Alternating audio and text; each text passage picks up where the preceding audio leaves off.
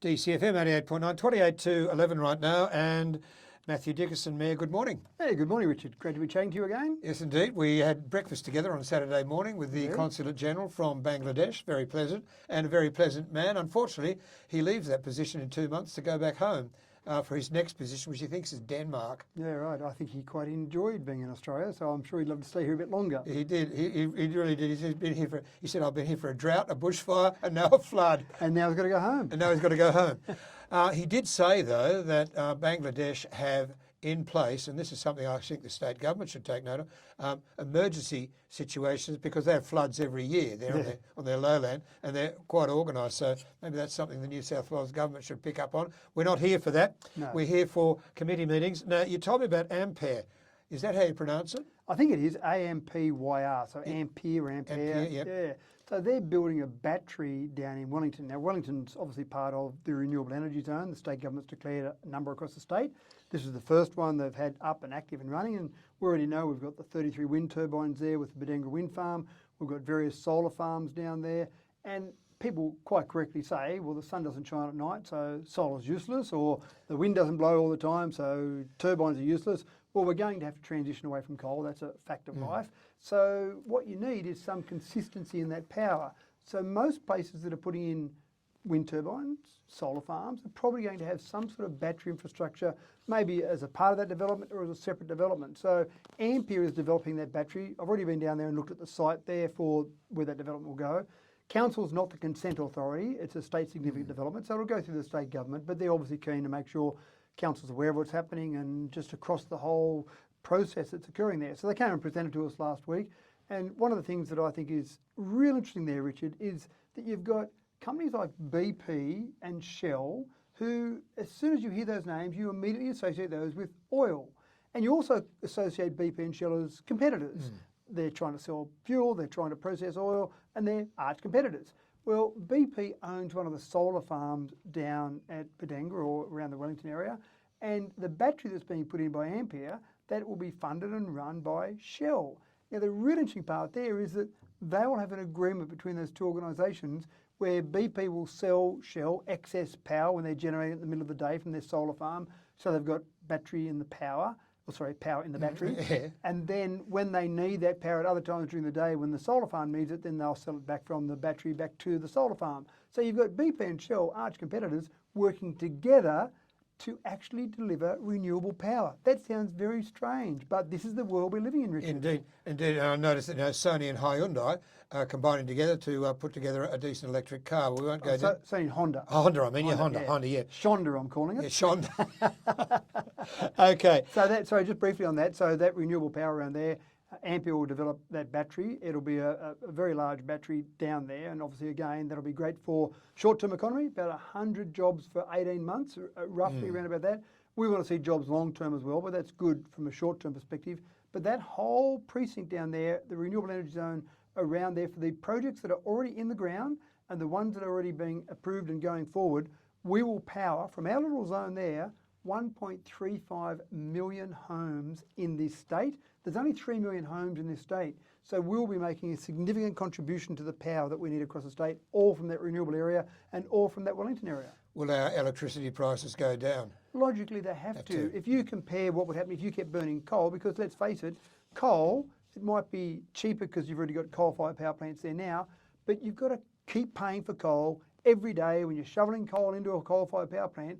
Whereas when you set up a renewable plant, wind turbine, solar, you've got an upfront cost, but then for the next 25 years, it's minimal running costs because you're relying on nature to power those. So yes, if you ran a comparison side by side, coal for the next 25 years or renewables for the next 25 years, absolutely, I have no doubt at all, renewables will be cheaper. All right. Very quickly, planning and development. We've had a number of single dwellings, other residential developments. In the 8 of those, were they duplexes and things like that? We really need units in this town, don't we? Yeah, and I can't tell you those exact developments there. Obviously, most DAs that go through council don't come to councillors. Obviously, it would be a huge backlog in the system if everyone had to wait for it to go to a council meeting. So most DAs, they're fairly simple. The rules are all being met. They just basically tick the processes off and away they go. Our staff process those in a professional manner. But again, you're right, and we will see more of that, Richard. There's no doubt we'll see more units, apartments, multiple dwellings on the same block, maybe dual occupancy, maybe granny flat type developments. You'll see more of these things, townhouses, duplexes, all of these things, because we need more people. People want to move to Dubbo. Yeah, now, the question is, are planning able to cope with all this, and have they got systems in place to put these DAs through very, very quickly for multiple occupancy, for units, for this, that and the other? We've got a lot of zoning around Dubbo that's appropriately zoned. So if developers choose, and we will see more developers doing that, if developers choose to put the applications in, then they'll be processed in the normal process there. Yep. We can't make developers go and put in, we can't have someone put in a development for a single dwelling and we say, no, can you go and build some apartments there or units there? The developers have got to do it, but I think we will see, and the RAF base is one of those, I think we'll see significant developments there that'll be medium density rather than low density housing. But we're also going to start talking to the community, more or less educating the community about what they can do with their existing block of dirt. There's a lot of people that have got a house on their land now, and they can actually do more with that land they've got there. People aren't aware of that, but we do need to solve a housing shortage problem. Okay. The other thing is, in the Sun Herald yesterday, a number of city councils are taking an age to get their development applications through. Hunters Hill, for instance, is saying, oh, we've got all this heritage, and heritage takes a long time. We're not so inflicted with those sorts of things in Dubbo. Have you any idea how long it takes to say a standard application for, say, a unit to go through planning at the moment? Yeah, so we actually do quite well on that, but one of the discussions we had only last week with our staff was that we want to see some benchmarking. So what we often do is we'll see averages come out from the state government, medians come out for how long it takes for certain types of DAs, and then we'll do a bit of a comparison against other Evo cities, for example, because they're similar cities in regional areas. Albury, Wagga, Yeah, comparing like for like. And again, when we do those comparisons, we find that we actually go quite well. We're usually in the, say, top 20% of the processing speed through those. But what we said to our staff is it'd be great for the community to see that. So we want to actually start a process where we'll publish those benchmarks so we can get a direct comparison. Here are the state averages. Here are Dubbo Regional Council's averages. Here are the Evo City averages. Here are the Dubbo Regional Council averages. Amen. That is really a good idea. That's fantastic. Yeah. So I can't tell you the exact numbers today, but working towards that benchmarking, and that was Councillor Damien Mann who actually said it's really good to benchmark from a business perspective. Yes. Damien often does benchmarking against other businesses, so he thought that would be a logical thing to do, and the staff are quite happy with that. They've got all the data there, they've only got to collate it and then get a report through. So our plan is to get the stage where we have a report coming through to council each month to show those comparisons, those benchmarks, just to give people an idea of what's happening. 20 to 11, DCFM 88.9, talking with Mayor Mathew Dickerson this morning. Mayoral council and council expenses. I have never seen a draft so long in all my life, but I was very pleased to see that particular draft because we have had, and I'm going to say it quite publicly, in the past, the mayoral expenses and council expenses have been rorted. Well, I think sorry, I won't go that far. There was the opportunity. Well, I will. There was the opportunity to do that, I will say. And one of the things that's important is that we want to make sure that everything we're doing on council is transparent and open, and there's nothing hidden behind closed doors, and there's no shady little deals going on. So we want to expose everything. Now, it's always a tough one for councillors to come out and say, here are the amounts being paid, or there's an increase going through, we'll vote in favour of that, because people say, oh, look at these councillors lining their own pockets, but we think it's the right thing to do. So, for example, the state government said for all these years, when you were on council, for example, it didn't make sense to me, but you just took it, you soaked it up, it didn't really concern most people, but you never got paid superannuation on your councillor allowance. Now, let's face it, the councillors only get about 20 grand, so it's not a huge amount, so the superannuation you would have received would have been a couple of $1,000s. But it just didn't make sense that you were being paid by a government and you didn't get super. Everyone else has to pay super. The state government finally, a couple of months ago, said we're now going to allow councils to choose to pay their councillors superannuation. No one else gets the choice, but councils did. So when it came to council, councillors had to vote on that. Now, it's a pretty tough position to put people in, isn't it? Yes, it You've is. got to vote as a councillor to increase Give your yourself wage money. by a couple of $1,000s. But councillors logically said, well, that seems fair and reasonable, let's do that. Now, some councillors did cop a bit of a backlash about that. Oh, you're just paying yourself more money. Let's face it, the amount of hours that a councillor puts in for $20,000 is an incredible amount of time. Yeah, I have no argument with the expenses that are paid to councillors, none whatsoever, because 13 and a half years, I know the huge number of hours I spent that I never got compensation for. Yeah. And quite frankly, you turn up to the meeting, that's what you get paid for. That's only 1% of the work you do. About 1%. So with the payment of expenses, and a couple of changes we made there, one of the significant ones was that any councillor in the past, this was the policy, any councillor that travelled within the local government area could not claim any allowance for their travel. Now that was very unfair on Wellington councillors because most of the things that are happening for a Wellington councillor are in Dubbo. Council meetings, committee meetings, a whole range of things. So in the past, that travel, so that's a 100-kilometre round trip every single time there was a meeting on, couldn't claim any travel. Now again, they're only getting paid $20,000. It doesn't take many 100-kilometre trips to soak up that money. Mate, I tell you what, it cost me $136 to fill up the car at the weekend. Well, that's exactly right. So this policy, and it's out on public display at the moment, so we invite comments. We've said you can claim travel within the LGA, but the trip has to be more than 10 kilometres. So in other words, if you live down in South Dubbo and you drive down to the council chambers a couple of kilometres, well, you can't claim that because again, councils will be putting in way too many claims and that would be open for rorting. So we said more than 10 kilometres, so it's not just a little trip around the corner, but it was really made to take care of Wellington councillors. And let's face it, we might have some meetings in Wellington. Our plan is to go back to Wellington chambers for a meeting about 3 times a year. So all the Dubbo councillors will be travelling to Wellington. It only seems In their fair and separate reasonable. cars, or are you going to put them in a couple of cars? Well, we'll carpool definitely, Yeah. but it seems fair and reasonable Yes. that you could claim those sort of expenses. So that seemed unfair. There's some other things there with childcare. We want to encourage people from all different backgrounds. We want to encourage women. We want to encourage people that are parents that have got young children. And the childcare was very unfair in the past. So we've changed Yes. how much you can claim for childcare. So if you need to put your child into childcare to go to a council meeting, you can now make a claim for that. So just a few little things like that, we tied it up. And one of the interesting parts is if you had an electric vehicle, now there's not many councillors that do have electric vehicles at the moment. I can probably count them on one finger. You? But if you had an electric vehicle and you wanted to put a claim in for that travel, say for example, you lived in Wellington, wanted to travel to Dubbo and back, at the moment the policy says here's how many cents per kilometre you claim for a vehicle that's under 2.5 litre engine, petrol engine. Here's how much you claim for a vehicle over 2.5 litres. There's no amount in the old policy for electric vehicles. Now our staff actually looked across the state, talked to the state government, talked to other councils. There's nowhere in the state that says how much you can claim for an electric vehicle, which seems crazy because if we want to move that way, then you should have allowance in there. So again, this policy has got an allowance in there, an allowance amount. It's gone to the lower end. It's gone to the same as the below 2.5 litre engine, but at least it's an amount in there. At the moment, how much do you claim? We don't know. So it's tidying up a few of those things in there and just basically getting it consistent and also telling the community about it all. Yeah. Someone brought my phone in here and I forgot to put on silent. Very quickly, you've got a corporate credit card. Are you going to use it like former mayors have for coffee and little bickies and so on and so forth when you're out of town? Absolutely not. Anything that I use, yes, I've got a corporate credit card. The only thing that I will use that for will be things like taxis, for example, in Sydney. If I'm in Sydney, I'll use a taxi. Accommodation, again, when I stay away somewhere. And really, I've had one before, and that was about all I used it for. If I go and have a coffee or breakfast or whatever with a councillor or someone else from the community, and every councillor, I have a set meeting once a month. We go and sit down and have a coffee somewhere and spend an hour together just to talk about things.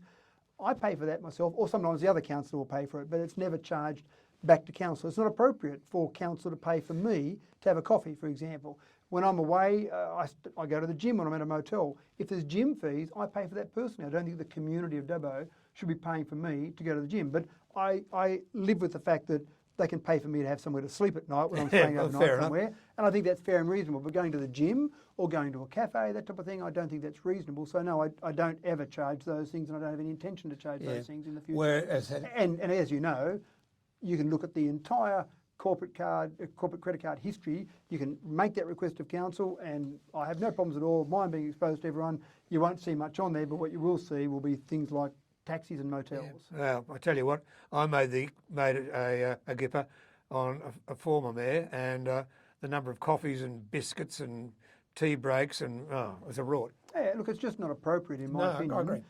For anyone, any councillor or the mayor, to have someone from the community paying for those coffees or food for that particular councillor. Again, if they're away, if they're staying at a motel overnight, then they might have a meal as a part of that. Oh, that's fair enough. And that's you're staying away And from brekkie, home. Yeah, but again, when I meet with people at all sorts of coffee shops around Dubbo and Wellington, because I think it's appropriate for me to be out in the community rather than coming to council. Depends how big the group is. If it's a big group, I'll say come to council. But if it's a one-on-one or just a couple of people, I'll say go to a coffee shop, pick your coffee shop, because I like for people out in the community to make sure that they can see me and talk to me if they need to. Okay, it's coming up to 13 to 11. I've got a number of more things to ask you. We'll just take a bit of a break and we'll be back in just a moment. I'm talking with Mayor Mathew Dickerson. I trust you find it interesting. We've got so many bits and pieces with council. Now they've got a council that's operating, I believe, correctly. I've got plenty of things to ask Mathew. We'll be back in just a moment. DCFM 88.9, Richard Mutton this morning with Mayor Mathew Dickerson. I know you've got to be at another appointment at 11 o'clock at the Japanese Garden. Speaking of that, multicultural garden, early days, but councillors are in support of that? Oh, absolutely. And there's a small amount of money being put aside just to start looking at a plan, developing a plan. We think the estimation will be somewhere of 1.1 million to actually develop that fully. We don't have 1.1 million sitting around, but as you know, the best thing to do if you want to go forward with a major project is to have some sort of plan, spend a little bit of money, maybe $10,000, $20,000, $30,000 to have a master plan, have some business case, have the information there, because you never know when you might get the chance to put in a grant application, and grant applications sometimes are very short time frames to get them in, so you want to have that information there. Or sometimes you might be talking to state and federal government, there might be an election coming up, for example, and you can present that information to them and say, we really like money for these particular projects. Indeed, a swimming pool. We won't go there. You've already got... did you get my information that I sent? I did, thank you very much. Okay, Yes, okay, you've got all that. I appreciate that. 5 pages. I hope you read it. All right, very quickly. Nature strips and laneways. Now, some of the nature strips around town are appalling. They need maintenance. And very quickly, is there some sort of coordination with the mowing and maintenance of fields and things around the place? It seems to be very ad hoc at the moment. When I was on council, they had a plan. Is there a plan for mowing, or is it someone just turns up with a mower, we will do this one today? That's what it seems to me at the moment. I actually think the plan we've got in place now is probably better than any plan we've had before. Craig Arms manages that particular part of council, and I think he does an exceptional job there. That's for not nature strips though, that's for all our spaces that we control. We've got a policy out at the moment on public display asking for community feedback about nature strips, because we have always asked, and we're continuing to ask the community to mow their own nature strips. So we want them to be responsible. So it might look a bit ad hoc from that perspective because we're relying on the residents to do that. There simply isn't the money in the budget to do that. Or if you're very popular this morning. Yeah, very popular this morning. I'll take that one off again. I'll silence the phone, yeah. So it's very important that we make sure the community understands. So in other words, we could set up a process where we went and did all the nature strips for everyone around town, and that would cost us a lot of money. So then we need to take that money from somewhere else. So we might reduce our road budget, or we might close down another facility of council. There's a whole range of things we could do if that's what the community wanted. What we're saying to the community is, here is the policy. We think the policy's about right at the moment. We want people to look after their own nature strips. But give us feedback. If you think that's a stupid idea and you want us to take care of nature strips, tell us what we should reduce our maintenance or reduce our expenditure on so we can afford to do that. But it's probably out there again just to re-emphasise that Fair to enough. people. Same with laneways. This laneway design caused more problems to me than they've ever actually solved. Well, you're right. Some of those laneways are problematic. But what we do is we take care of the public open spaces. So there's a lot of ovals, there's a lot of areas that, again, the verges of the people come into the community, we want them to look good. So there's a whole range of things that we do. But you've got to remember at the moment, it's summer. We've had good rain, so things are going a bit crazy. So it's hard to keep on top of all of that. You mow the lawn, 2 days later it needs mowing again. Yeah, that's Finally, right. that bloody, ugly grey and yellow wall. Some of it's been covered by trees at the Keswick estate on the highway driving into Dubbo. What are you going to do about that? And who was the idiot that actually developed and designed the thing? It is frightful. You're going to cover it with trees? I think you should pull it down. I have no idea who came up with that design. Well, they need shooting. The long-term plan is to obviously have trees along there because it looks nicer, but that's really to try and protect Keswick from some of the noise from the highway. A straight wall is not as effective as a bunch of trees to protect that noise. Agreed. So a straight wall obviously reflects sound, and also it's not that high. It's high enough, but it's not that high, so noise will still travel over that. But again, it's a short-term fix to then get to the point where you've got trees along there. So when people drive into Dubbo, we want them to see a huge number of trees along there. They go, wow, what a beautiful city this is. And for the residents of Keswick, they're protected from that noise by the trees basically defraying that noise and bouncing in That different wall directions. has been there now for nearly a year. Part of it's covered with trees. It looks a bit reasonable. That wall's been there for a year now. There's not a tree in sight. When do we start planting? No idea, but that is the plan.